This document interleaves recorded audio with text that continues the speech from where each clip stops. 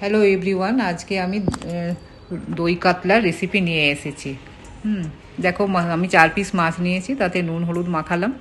নুন হলুদ মাখিয়ে এবারে গ্যাসে আমি কড়াইটা বসাচ্ছি, তাতে তেল দিয়ে মাছটা একটু ফ্রাই করে নেব। মাছটা একটু ফ্রাই করে নিচ্ছি, তারপরে দেখাচ্ছি।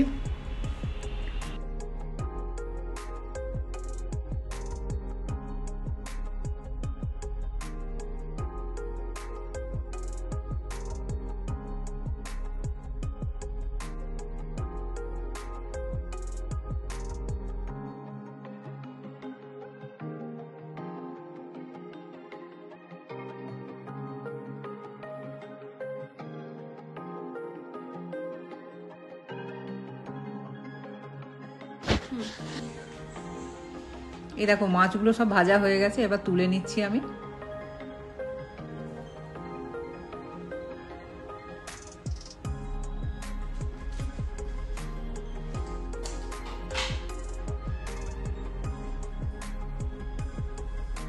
এবার একটা পেস্ট বানাবো।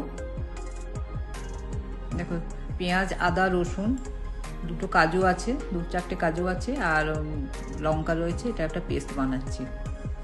পেস্টটা বানাই, তারপর দেখাচ্ছি। এবার সে কড়াইয়ে দেখো একটা লং, এলাচ, দারচিনি আর তেজপাতা ফোড়ন দিয়েছি। ওই ভাজা তেলের মধ্যেই দিলাম ফোড়নটা।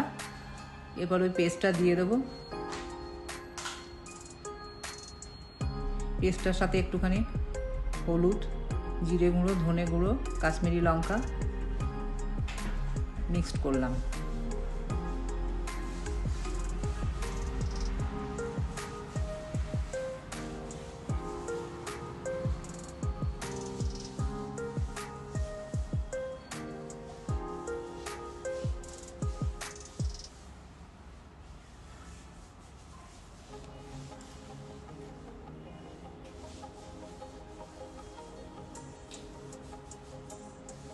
এবার এই মশলাটাকে একটু ফেটিয়ে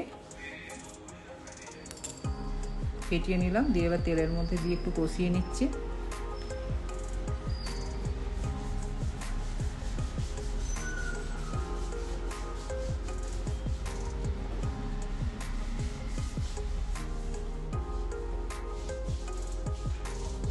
একটু নুন দিয়ে দিয়েছি, কষাবার সময় একটু নুনও দিলাম।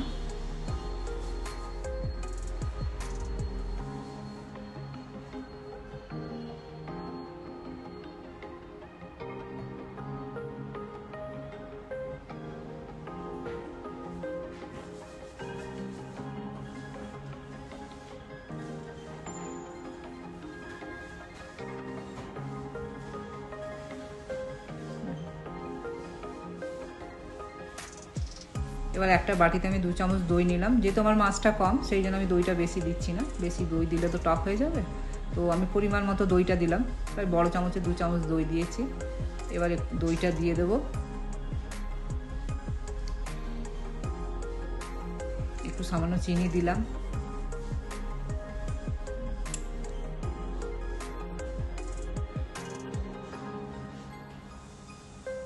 এবার দইটা দিয়ে একটু ফেটাবো।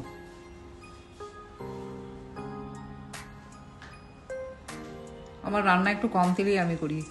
হ্যাঁ, এটা কম তেলের মধ্যে করা হয়েছে একটুখানি। তোমরা চাইলে একটু বেশি তেল দিয়েও করতে পারো। আমি একটু কম তেলে, আমার বাড়িতে একটু খাওয়া দাওয়া হয়, ওই জন্য আমি একটু কম তেল দিয়ে করেছি।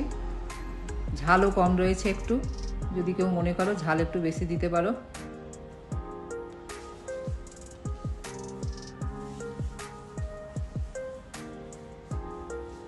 এবার ঝোলটা ফুলে উঠলো যখন, তখন এই ভাজা মাছগুলো দিয়ে দিলাম। আর ভাজা মাছটা রাখার সময় দেখবে বাটির মধ্যে মাছটা একটু জলটা ছাড়ে, রসটা একটু ছাড়ে, ওটা আমি কিন্তু দিয়ে দিলাম। ওটা কিন্তু মাছের টেস্টটা বাড়ায়, ওটা ফেলবে না একটু। এবার নামাবার সময় এবার একটু গরম মশলা দিয়ে দিলাম, দিয়ে নেড়ে চেড়ে 1 মিনিট মতো রেখে তারপর ঢাকা দিয়ে রেখে দেবো। স্ট্যান্ডিং টাইম কিছুক্ষণ দেওয়ার পর 2-1 মিনিট রাখার পর তারপর আমি বাটিতে ঢেলে নিচ্ছি।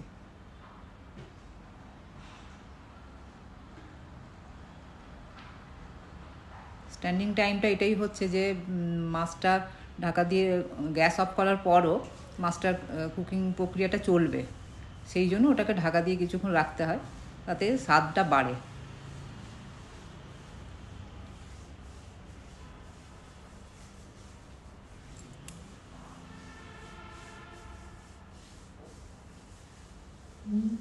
দেখো এবারে নামিয়ে দিচ্ছি। দেখো বাটিতে এবার আমি সার্ভ করছি।